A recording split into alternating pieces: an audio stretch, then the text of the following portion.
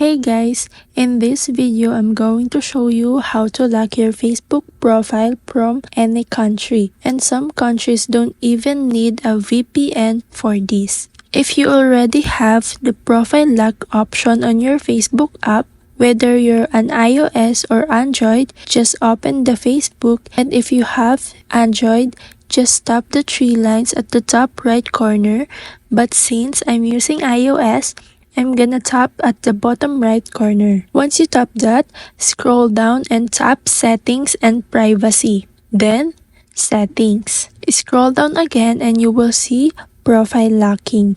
Tap Profile Lock and then tap Lock Your Profile and confirm by tapping OK. And you're done. But if you don't see the Profile Lock option, don't worry. You might need a VPN. Here's what to do. Open your Play Store and download Turbo VPN. Open Turbo VPN and tap Connect. Once connected, tap the location and select United States or any other country where Profile Lock is available. Minimize Turbo VPN and then tap and hold your Facebook app and select App Info. Tap Force Stop and confirm. Go to Storage and Cache, then tap Clear Cache and Clear Storage. This will log you out of Facebook. Open Facebook again and log in. Make sure your app is updated, and now check if the profile lock option appears by following the steps above. And that's it. It will lock your profile easily,